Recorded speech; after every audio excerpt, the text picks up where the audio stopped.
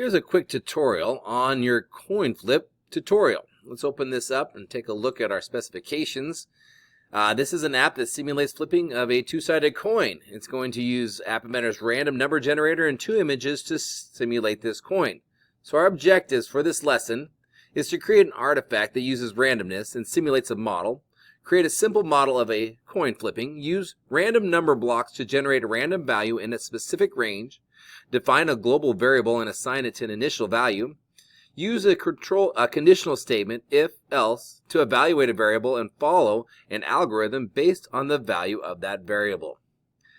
So let's think of this as an experiment. Before we get started, we might want to try this. Take a coin, a heads, tails coin, flip it 20 times, and record your answers. Did you get 10 out of 10 heads, 10 tails, 50% probability of each? Well, out of 20 times, I'm betting that you probably didn't. However, if you did it enough, it might average out to about 50%. So the problem is that we're thinking that we need to have more chances for us to flip that coin in order for us to tell if we do have a true randomness of about 50-50, where 50% of the time we're going to see a heads, and the other 50% of the time we're going to see tails. So we're going to build an application that will let us flip this coin many times, and we can check to see if this hypothesis is true. Getting ready, let's import this coin flip project into your App Inventor site. It's going to be named Coin Flip V1, and you should find it in your downloads once you select that link. I can see it popping up down here in my downloads, and I'm going to then import this into my App Inventor program. I found a neat little trick to do that. I can just simply grab, oh, not anymore, downloads, and I'm going to just drag it right into there, and it should pick up a new project, as long as I don't have a project currently named that exact name of Coin Flip V1. So it's thinking about it. And there it goes. It pops right up into this other end. So we have here our user interface. We have a button, an image. We have a label with heads and tails on that. Let's go into our blocks editor. We have all these that are collapsed. I can right click on this and I can expand all these blocks and I can take a look at what this program does. But I'm going to collapse those for now, and we're going to test this out. I'm going to connect my companion, and we're going to see if this works.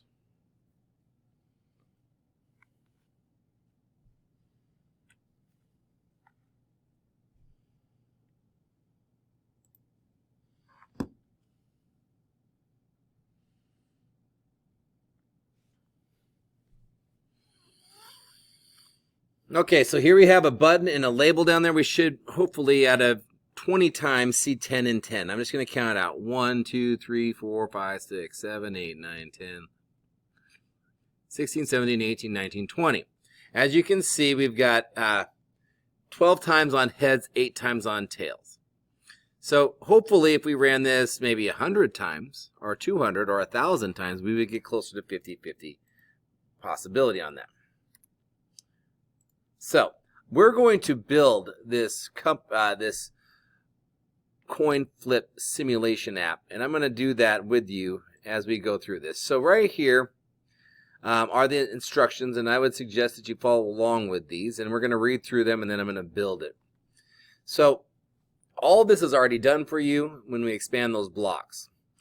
We're going to start with the behavior of this app. We're going to think about how it's supposed to behave. When we click a button, a coin is flipped, lands on either heads or tails. The picture changes to represent what side the coin lands on. A variable coin is used to represent either heads and tails, and then an if-else statement is used to display the correct image, and as well to update those labels telling us how many heads and tails. So we're going to initialize a variable called coin, and we're going to put its initial value to 0. We're going to create a flip coin procedure that every time this procedure is called, we're going to take our global coin and set it to a random integer being a whole number from 0 to 1. So it's either going to be 0 or 1. Those are its two options at this point. If that global variable coin comes back as equaling 0, then we're going to set the image to a heads, else we're going to set it to tails. So that's the randomness of our program. 0 or 1 is randomly being called. If it's 0, it's heads, 1, it's tails. We do not want to use the random fraction because that will be some decimal point between 0 and 1, not including 1. So that could be 0.5, 0.6, 0.7, and we only need 2 values to hold, one for a head and a second value to hold for tails. So we're going to use the random integer from 0 to 100. Now we also want to be able to think about maybe increasing that value at some point too. So that random integer, maybe we could, so no,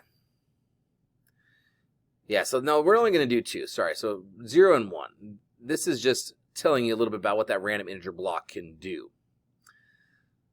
We will use an if-else statement, and this is going to be helpful for our updating of our labels as well as our picture. So an if-else statement will be found in the control block, and we'll build one of those as well. We're going to need to have an extra piece. We're going to need to have an if, then, and an else added item to that. So in the first slot, if global coin equals 1, then set picture to heads. Else set picture to tails. Okay, so we've got the basics of our instructions here, and I'm going to now flip over to App Inventor, and we're going to build this. I'm actually going to build it from the beginning so we have a good sense of what we're doing here.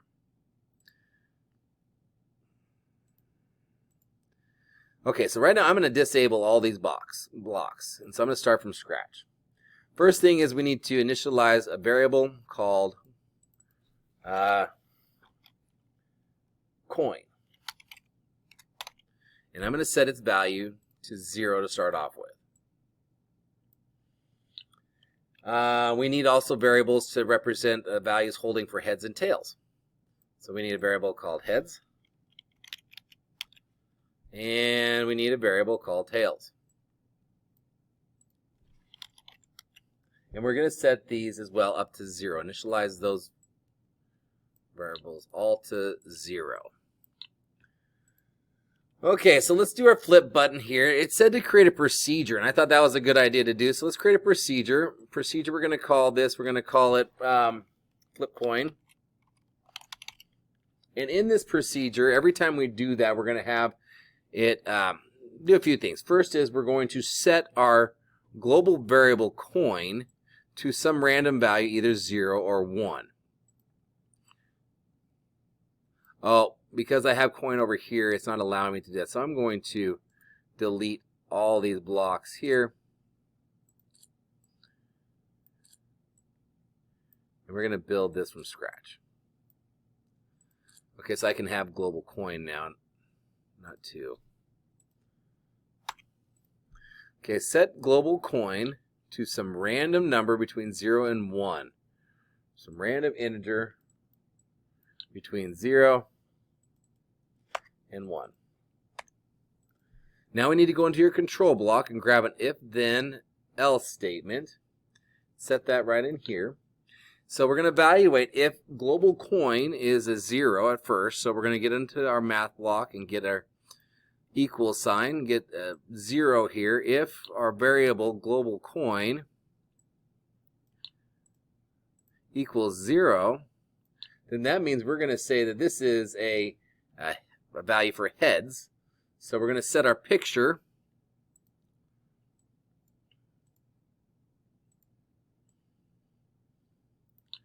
and we're going to find out what those are named. It's very important. Heads, tails. So we're going to set our picture to, and you type it in just as it would be there, heads.jpg. Okay, we're going to set that, and we also need now to update our heads label. So we're going to set global heads to what it was plus 1.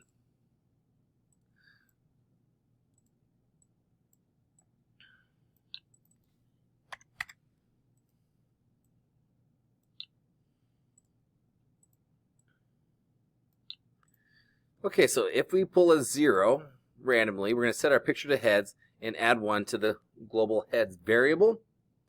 We're going to do just the opposite here if it's a 1. So I'm going to duplicate these things. I'm going to set my picture not to heads. I'm going to set it to tails. JPG, make sure it's done exactly. And I'm going to set my global variable tails to what it was, plus 1. So that is a flip coin procedure. We're going to put that over here to the side. So now that when I hit my flip button, when I click that event, I have a procedure I want to call. I'm going to call flip coin. And it's going to go into this procedure and do all of those things. But I'm going to keep it nice and tidy and put it over there. Now we need to make sure we have a procedure to update our labels. So I'm going to do a new procedure called update labels. And in that, we need to change the text of our num heads and num tails label. So I'm going to set its text. This is my num heads text to join a label heading. So number heads semicolon or colon space. And I'm going to set that to the variable global heads. I'm going to get that global variable, global heads. And I'm going to set the other one, set my global nums heads, nums tails, to hashtag number sign tails, colon space, and change it to tails. So num heads, num tails, global tails, and that's going to update my labels. All right, so after I do my flip coin procedure, I need to then update my labels as well. So let's test out our new application to see how it works. Make sure that we got everything as we wanted to do. So I'm going to refresh my connection.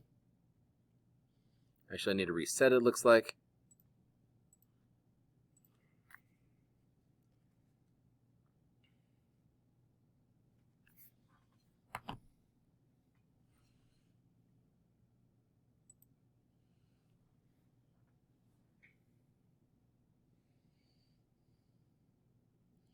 Okay, so let's test this out. This is that application that we have been building. So I'm going to flip my coin, and we watch our heads and tails go up and down. So that's how we can build that experiment, and you can go a bunch here. Let's check our specs to make sure that we're finished with it.